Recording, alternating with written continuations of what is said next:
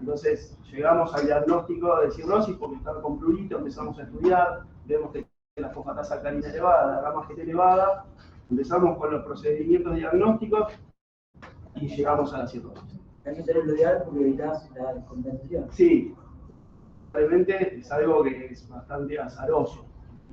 Sí. En las 6. Aquí quedaron. Sí, Bueno, sí, estamos ahí. bueno. ¿Listo? No, no. No. No sé si tanto para nada. También lo tiene. Gracias. Estamos cruzados. Bueno, entonces, hipertensión portal. Muy importante para tenerlo como mensaje. Parte de la fisiopatología de todo esto. Estos puntos de corte, no creo que para usted, pero puede ser una pregunta de examen, si alguien es muy guacho. Y vamos a la parte clínica, a esto que les decía antes. Fíjense, cirrosis compensada y cirrosis descompensada. En la cirrosis compensada tenemos que no hay varices o hay varices, pero todavía no sangraron. ¿Sí? Entonces, en ese caso, la mortalidad a los 5 años llega hasta el 10%. ¿Sí? No tanto. Ahora, fíjense que cuando aparecen más de una complicación, la segunda complicación, la mortalidad a los 5 años, es casi del 90%. Esto es muy significativo. Y esto es un poco más refinado del cuadro anterior, pero lo que fundamentalmente importa acá es el compensado está asintomático con una sobrevida de 12 años, mientras que el sintomático descompensado tiene una sobrevida media de 2 años. Entonces, es algo muy importante. Para nosotros, un paciente descompensado tiene indicación de trasplante. Entonces, recibimos ese paciente y ya tenemos que estar pensando en el trasplante. Porque la descompensación ahí va a ser difícil. Ya cuando hay complicaciones en esos estadios, ahí ya es mucho más difícil que revierta esa fibrosis, que revierta la hipertensión portal. Puede suceder, pero ya es contados casos, mucho menor. Lo importante es agarrarlo a tiempo, antes, y tratar de revertir todo este proceso. Pero descompensado ya debería hacernos prender una alarma y contactarnos con el centro de trasplante. ¿Sí? Y cuanto más descompensación, cuanto más complicaciones, mayor chance. Ay, perdón, una persona con una cistitis muy severa ya se está considerando para trasplante. Sí, sí. Perdón, es que mi mente no era tan grave. No, es grave. Lo que puede suceder también es que ahora vamos a ver distintos scores que utilizamos para evaluar a los pacientes para trasplante, o mejor dicho, para asignar órganos a los pacientes que están en lista de trasplante, que ya se los anticipo, es el score de MEL. Es un puntaje, es objetivo, pero hoy por hoy no es solo el puntaje, sino que hay un montón de otras situaciones excepcionales que pueden salirse del puntaje y ser criterios de excepción o vías de excepción para el trasplante. Ahora vamos a eso. Evaluar este tipo de pronósticos, de pronósticos, y bueno, ya vimos uno, esto de descompensado, no descompensado, criterio de D'Amico, 0, sin varices, 1 con varices, con así, tal. Bueno, eso es uno. El primero de todos esos scores es un score de Child-Pugh que tiene 3 variables bioquímicas y 2 variables clínicas, y ahí les da un puntaje entre 5 y 6 es A, entre 7 y 10 B, entre 10 y 15 C, y es la combinación de estas variables para predecir el grado o el pronóstico que tienen estos pacientes a corto plazo. ¿Lo conocen el score de Child? ¿No? Bueno, es muy fácil, es una cuentita, tiene en cuenta la albúmina T, la bilirrubina y desde el punto de vista clínico, la presencia de ascitis y encefalopatía. Los clasificamos en Child A, B o C. Child A está compensado, B y C descompensado. Es una herramienta más cuando nos comentamos el paciente entre nosotros para saber la gravedad del paciente que estamos atendiendo.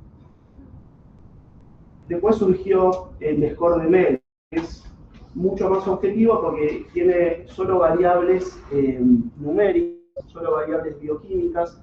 El primero fue con creatinina, bilirrubina. Esto se surgió para predecir la mortalidad de los pacientes que iban a recibir un TIPS. ¿Saben qué es el TIPS? Es un SHUNT de derivación transyumular portosistémica. Entonces, es una comunicación entre la cava y la porta para tratar de reducir la presión portal y funciona como una estrategia para bajar esta presión portal y mejorar algunas complicaciones como el sangrado variceal recurrente, ascitis refractaria y una serie de cuestiones. Para eso surgió, pero empezaron a ver que tenía buena capacidad de predecir la evolución de estos pacientes, entonces fue el primero que se empezó a utilizar, asignar prioridad en lista de trasplante. Después de ese, se lo fue refinando un poco, para los pacientes que tenían ascitis y que tenían hiponatremia por ascitis refractaria, se le agregó el sodio. Muy bien, se empezó a utilizar el MED sodio para predecir para asignar los trasplantes, y hoy por hoy tenemos el MED 3.0, que además del sodio tiene la edad y la albúmina. ¿Sí? ¿Vamos? Sí. ¿Alguna duda? ¿Algo? Bien, pues pregúntalo.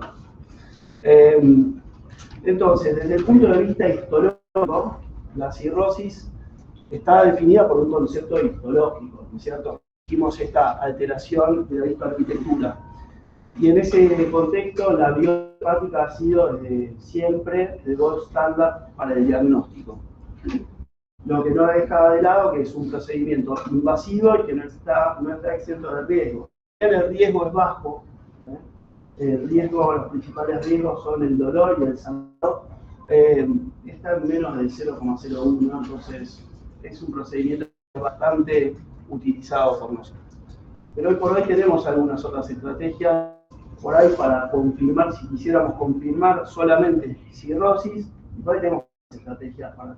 Lo que sí nos aporta la biopsia en este contexto es datos pronósticos, datos de la causa, de la etiología que estamos estudiando, y además estratifica muy bien la fibrosis, ¿no? Gradúa muy bien la fibrosis. Bueno, dice esto mismo. Entonces, en la práctica nos basamos no en la biopsia, sino de un montón de otras características que hacen al diagnóstico de cirrosis. ¿Cuáles pueden ser? ¿Qué se les ocurre? Empecemos por el examen. Los estigmas. Bien, muy bueno. La palmopática, por ejemplo. Muy bien. Palma hepática, spiders. Spiders, arañas vasculares. Muy bien. Si tiene ictericia. Bueno, la ictericia no es solo de cirrosis, pero podríamos encontrarla en un paciente descompensado con alguna enfermedad metastásica, sí. Abdomen hematracio. Bueno, ¿eso qué habla? ¿De qué? De que ya tiene una citis. Bueno, sí, la definición prominente del abdomen, la presencia de ascitis ya nos tiene que hacer. El aliento. Allá, bien. ¿Qué es? El aliento. Puede ser. Receptor hepático, ¿no? Sí, bien. Puede ser Más también. almendras, sí. Disminución de la tensión. Bueno, está muy bien. Está buenísimo eso. También ¿Por, rápido. ¿Por qué tienen disminución de la tensión? Hay una disminución en el volumen circulante por el edema. ¿Por él? Edema que se genera por hipertensión portal. No es tanto por la hipoliminemia, está relacionado a los cambios que se dan en la hipertensión portal. Reduccionístico que genera. Hay exactamente, una vasodilatación esplática muy marcada, dada por óxido nítrico y otros mediadores. Eso hace que caiga abruptamente la resistencia vascular, Y bueno, todo esto tiene un impacto en la tensión arterial, ¿no? ¿Qué más? Una pregunta, lo que dijo la compañera sobre el volumen efectivo, ¿es la causa del síndrome paternal? En parte, sí, sí. Es una de las causas que vemos en el síndrome paternal. Ahora, si quieren, lo vemos un poco más en detalle la fisiopatología, pero ahí sobre todo es la combinación de todos estos cambios de una hipertensión portal excesiva. Ahora, quizás hay un gráfico acá, lo chequeamos. Pero vamos por el diagnóstico de la clínica. Bueno, ya dijeron varios, ¿no? También podría tener Clapping, que nos habla de encefalopatía, la distribución del vello, hipertrofia parotídea. Es un cambio que se da no tanto por la cirrosis, pero sí por el consumo de alcohol. ¿Sí? Ginecomastia, también. Muy bien. Un montón de causas de cambios clínicos que son evidentes, los estudiamos, esto no es de libro. ¿Sí? Y alteraciones bioquímicas. Bueno, acá tenemos algunos, todos los que dijeron. Spider, icticia, palma hepática, ginecomastia y un abdomen claramente circulación colateral por los velallín, ¿no? Bien. Desde el punto de vista bioquímico, ¿qué vamos a encontrar? Patrón hepatocelular. Patrón hepatocelular. A ver, acá tenemos que definir quién dijo por ahí. Perfecto.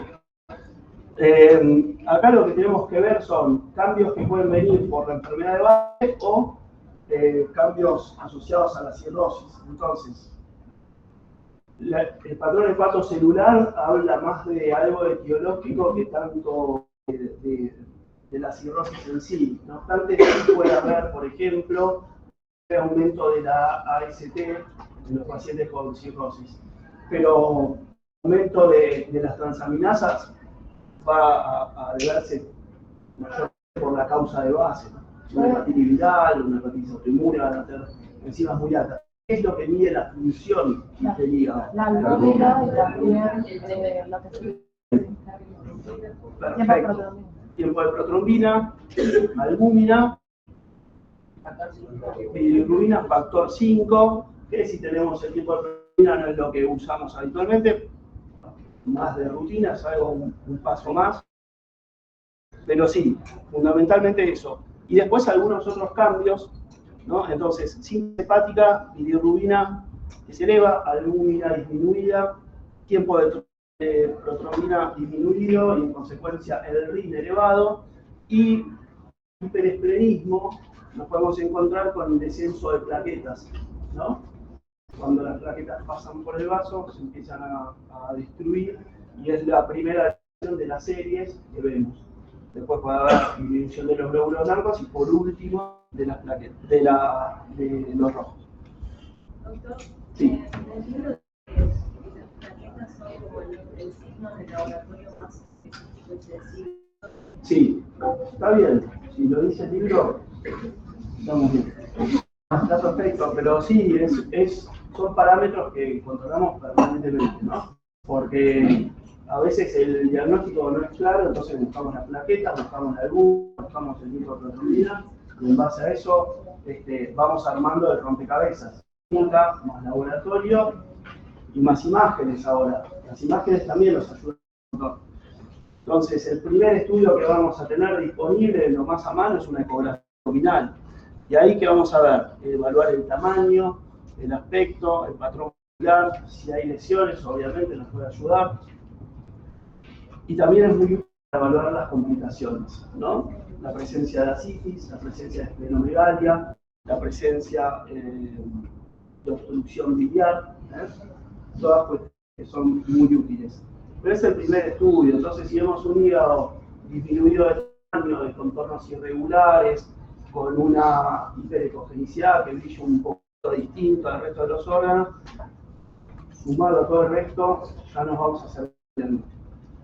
Con el Doppler, que evaluamos la parte vascular, en la ecografía, evaluamos la dirección del flujo, cuando la cirrosis es muy avanzada, el flujo se invierte, vemos la presencia, la dilatación de la vena porta, podemos ver circulación colateral, podemos ver recanalización de la vena umbilical, ver un montón de cambios vasculares productos de la hipertensión portal. Eso también nos ayuda. ¿Hay hipertensión portal sin cirrosis?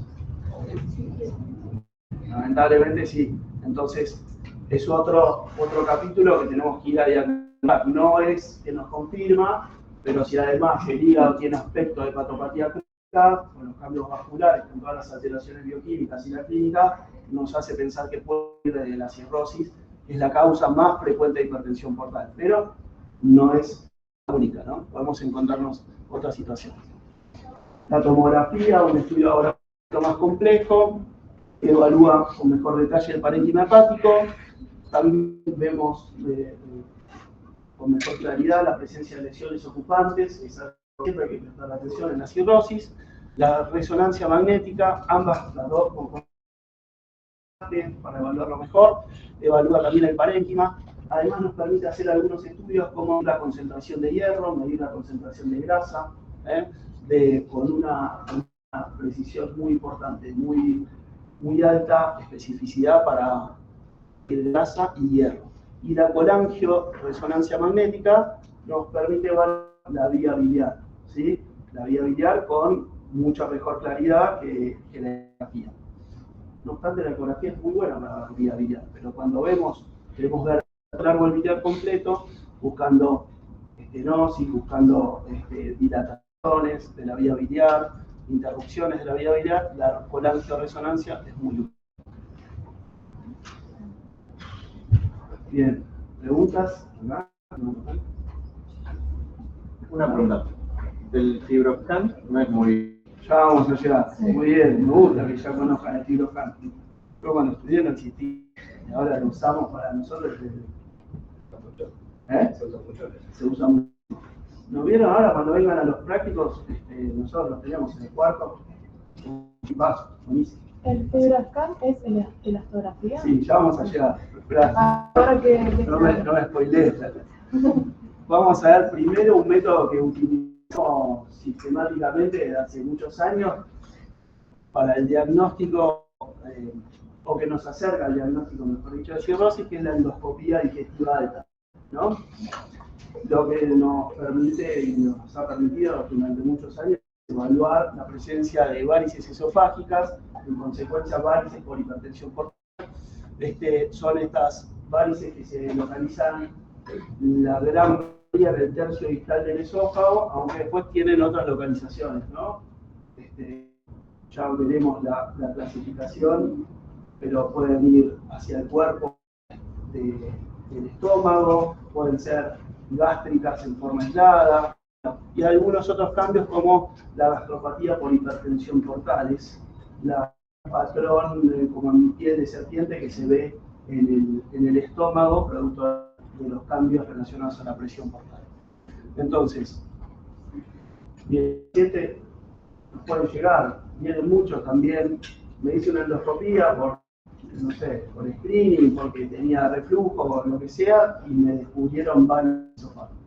Y ahí nos lo mandan a nosotros. A partir de ahí empezamos a estudiar, y tenemos que saber si el paciente tiene cirrosis, no tiene cirrosis, tiene una hipertensión portal no cirrótica, o enfermedad portosinusoidal, como se llama hoy.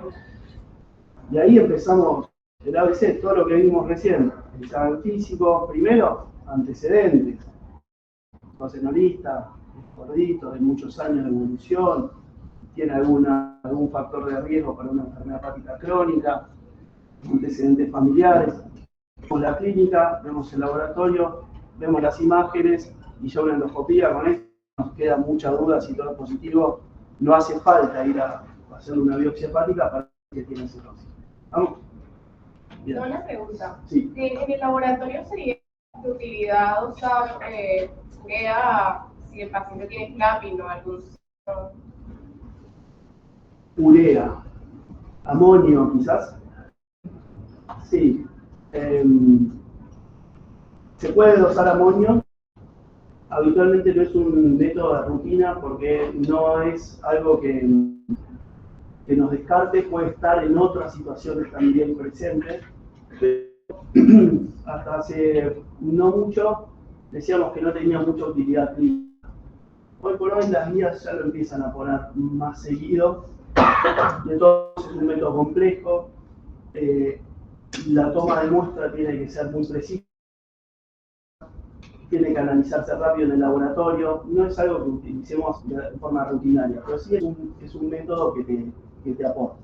Lo que sí, si está normal, podemos decir que no tiene encefalopatía y también si está elevado, vamos a asegurar que sea solo por causa hepática, aunque si esto es positivo y si ¿está?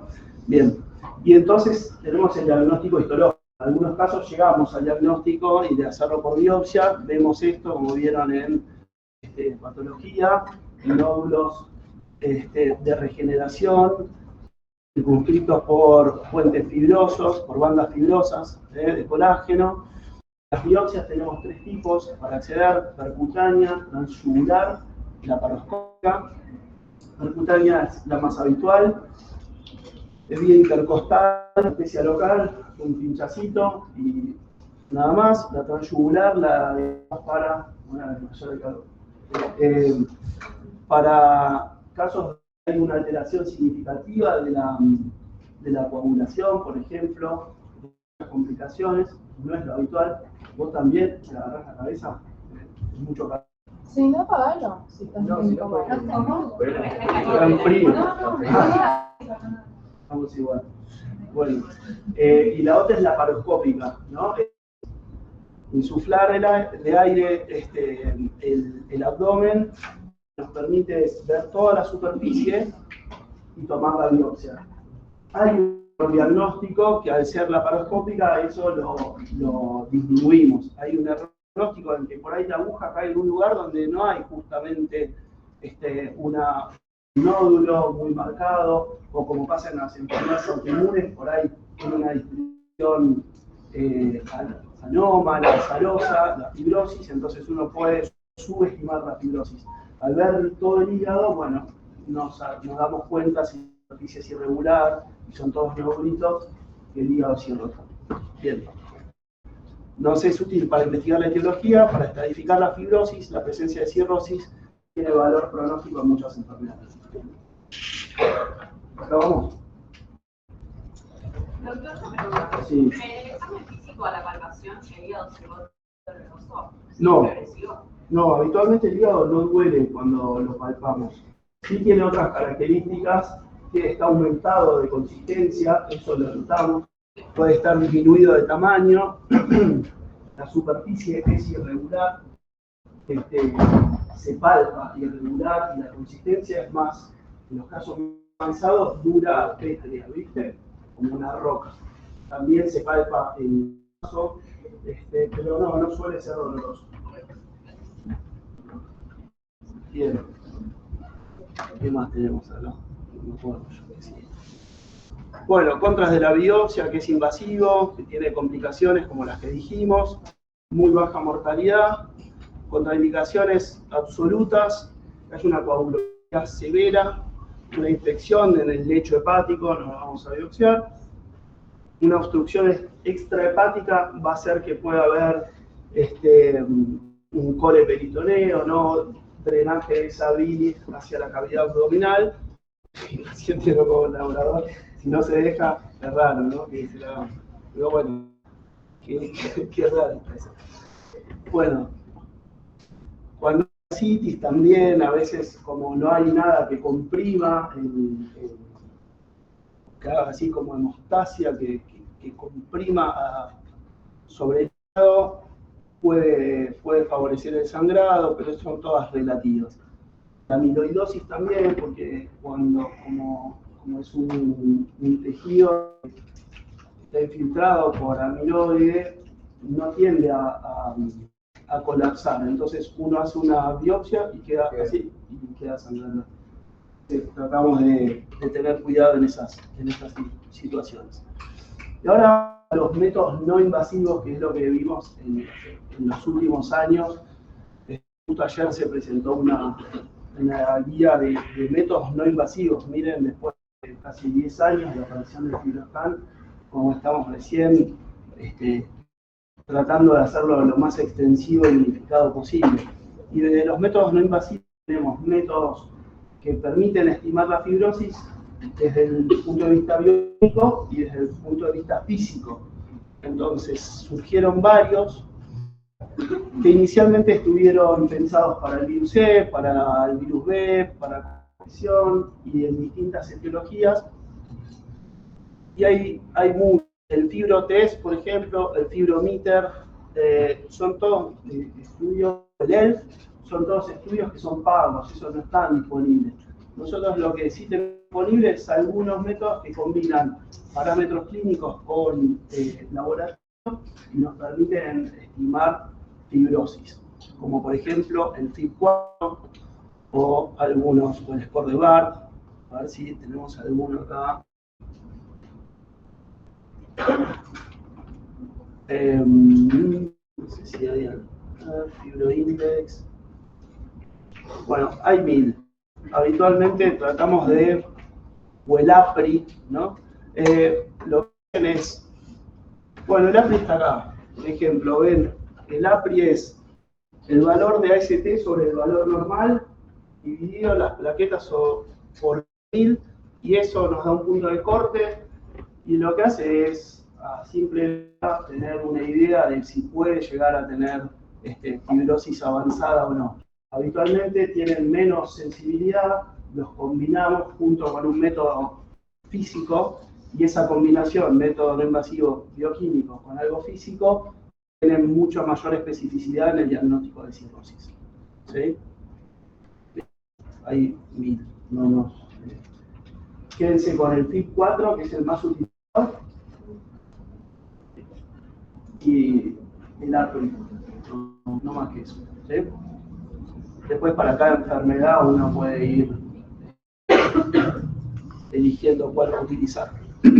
Son todos scores. Acá están las cosas. Mirá, ahí está el FIB4, esto es bastante utilizado, edad, AST, ALT, plaquetas y albúmina, ten en cuenta, y en base a eso, nada, los scores en realidad es lo que ya hablamos, pero puesto en una aplicación para que nos diga mayor o menor riesgo o posibilidad de tener fibrosis avanzada.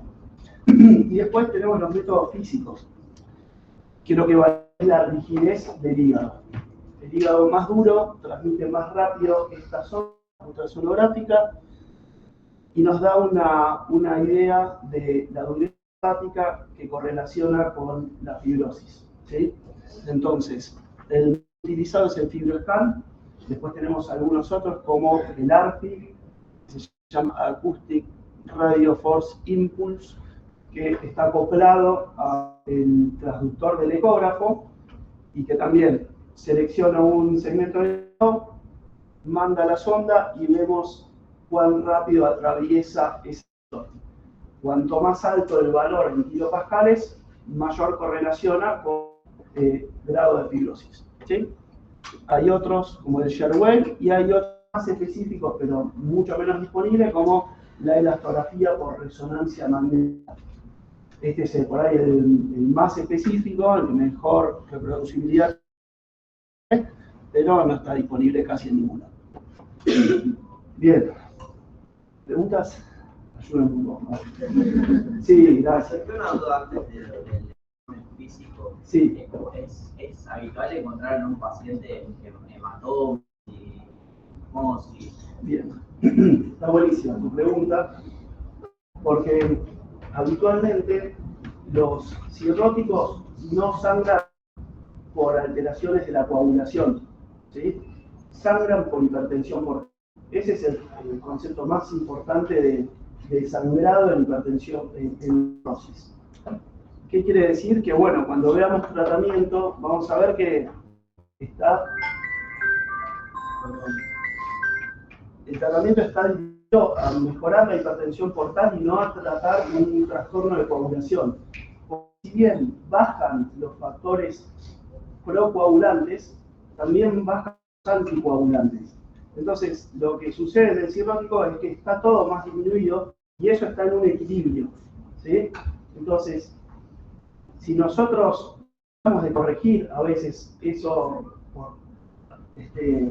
porque pensamos que es un trastorno hemostático, empeoramos la presión portal. Para que tengan una idea, cuando sangran las varices esofágicas, damos tratamiento vasoconstrictor para mejorar la presión portal, y cuando los estudios comparan transfusión de plaquetas, transfusión de glóbulos rojos para mantener altos valores de hemoglobina y o transfusión de plasma, esos pacientes con transfusiones a demanda tienen peor sobrevida que los pacientes con transfusiones restrictivas, porque todo ese volumen empeora la presión. ¿Sí? Entonces, no hay alteraciones de la coagulación. Si bien el TP está bajo, habitualmente el cirrótico tiene mayor predisposición a trastornos trombóticos que ¿no? que a trastornos de hemostático. Entonces, sí. O sea, es raro porque no tendría mucho sentido porque supone que disminuye factores de la población, especialmente el hígado. Claro. ¿Cómo puede ser más? Exacto. Por eso que te digo, porque así como disminuyen los factores procoagulantes, los anticoagulantes disminuyen los procoagulantes y se logra un equilibrio. Está todo más abajo, pro y anticoagulante. Se genera un equilibrio. Y lo mismo las plaquetas, salvo que sea un valor extremo de plaquetas, no tienen mayor riesgo de sangrado. ¿Sí? ¿No me creen? No te creas, es raro como habituarlo acá porque según, o sea, tenemos menos plaquetas. Sí, es que todos los factores de coagulación y los anticoagulantes y los procoagulantes están sintetizados en el hígado, entonces se genera un equilibrio. ¿Sí? Que de hecho los cirróticos, por ejemplo, cuando los internamos tienen mayor tipo de fenómenos trombóticos, no hemorrágicos. Entonces, lo que sí sucede, y que es cierto, es que en algunas situaciones ese equilibrio que es muy endeble, cuando hay un proceso infeccioso que nos viene a alterar todo, bueno, ahí podemos tener, pero habitualmente los trastornos de sangrado son por hipertensión portal. Sí. ¿Por qué? Yo entendí perfecto lo de los trastornos de la coagulación, pero ¿por qué son unos propensos a los trombóticos? Bueno, porque el desbalance ese que se genera es más hacia lo trombótico, hacia lo hemostático, que hacia la hemorragia, los hemorrágicos. Pero bueno, en ese equilibrio podemos ir para un lado o para otro, depende de la situación. Pero sí, no es lo habitual. Muy bien. Tienen algunas contraindicaciones o algunas consideraciones a tener en cuenta los métodos no invasivos, que no lo podemos hacer en cualquier momento. En un paciente con una hepatitis aguda que tiene enzimas más de 5, nos va a dar cualquier cosa, nos va a decir que está cirrótico y en realidad lo que están viendo no es fibrosis, sino es la inflamación hepática. Cuando el índice de masa corporal es más de 30, lo mismo, hay que usar una sonda especial. Cuando hay colestasis extrahepática, bueno, no hay falla cardíaca, como hay congestión hepática, los valores van a darnos dados, el consumo activo de alcohol, y son todas cosas que uno debería ver en los exámenes para asegurarse que el método está bien y es representativo. Si los pacientes vienen y suben 5 pisos por la escalera, cuando hacemos el estudio sobre esa congestión, seguramente nos va a sobreestimar la fibrosis. Hay que tenerlo presente.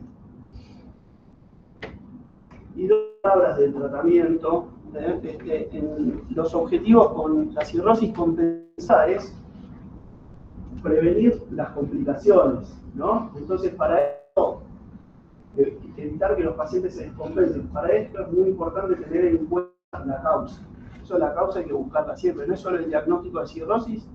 Bien, diagnosticamos la cirrosis, pero busquemos cuál fue la causa. Es un cuadro viral, es el alcohol, es la combinación de un cuadro de alcohol más metabólico, grasa. Tratamos de sí o sí llegar a esto porque tenemos que lograr que no pasen a la etapa descompensada, que es donde claramente el pronóstico cambia.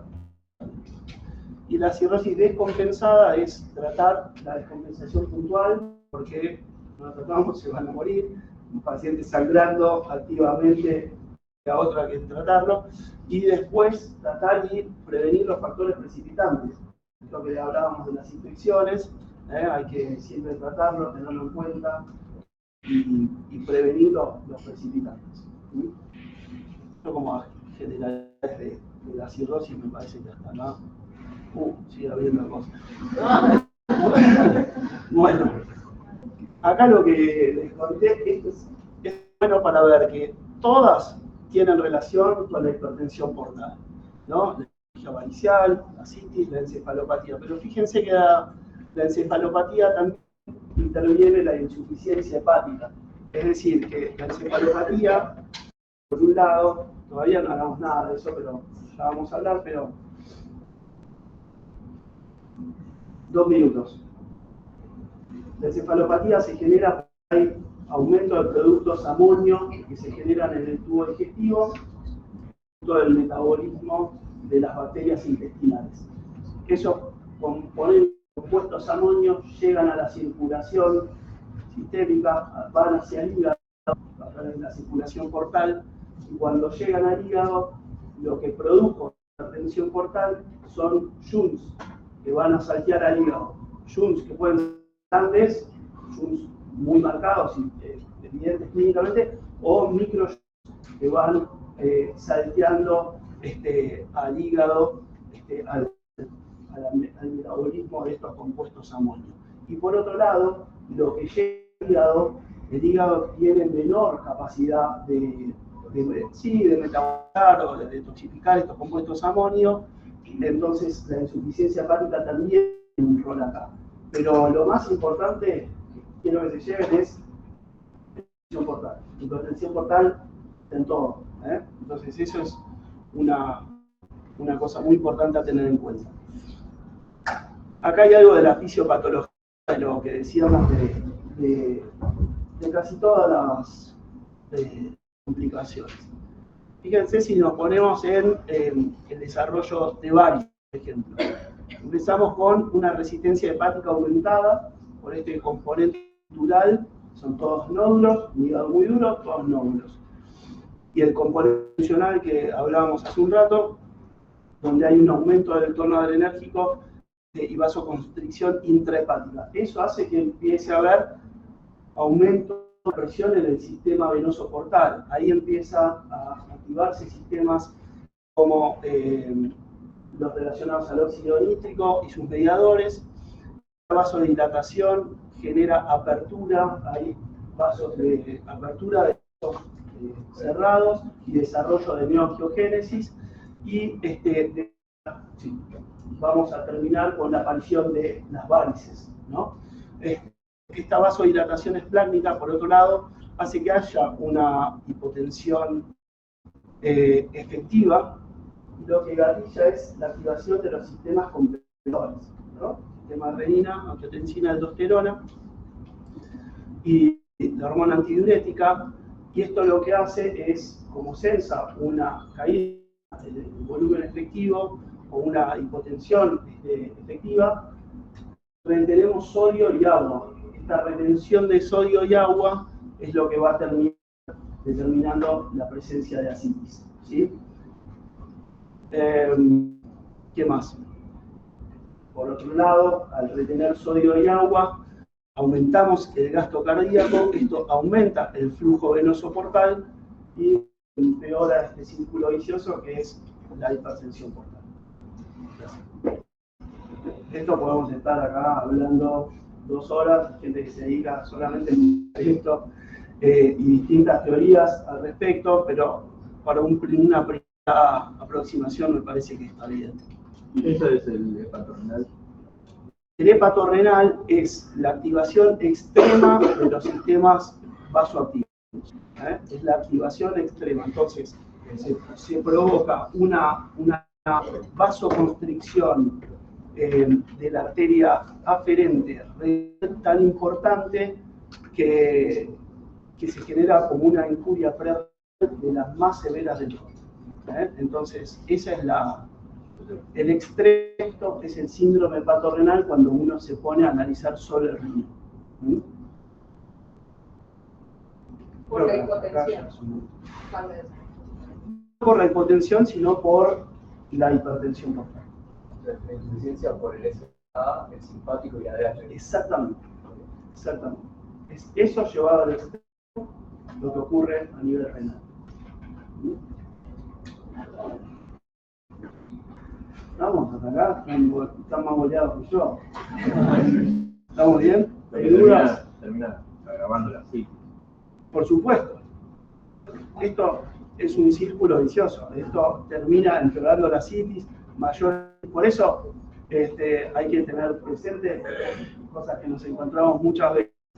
No toda falla renal en el cirrótico es un síndrome hepatorenal. Hay veces que dicen, che, tiene un síndrome hepatorenal, pero no tiene asitis. Esto no va con su fisiopatología. La causa es otra, puede tener otra causa de falla renal.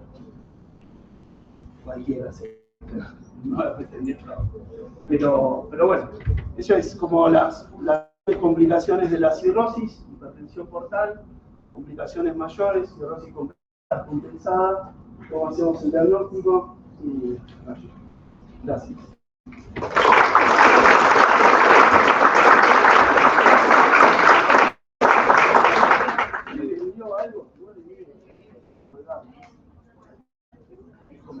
Vale, paren que voy a hacer una foto. Me acabo de hacer un Instagram, sígame.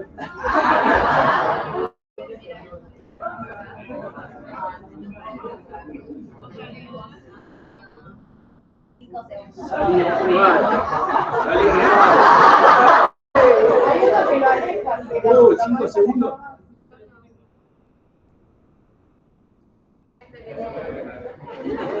Un par de seguidores.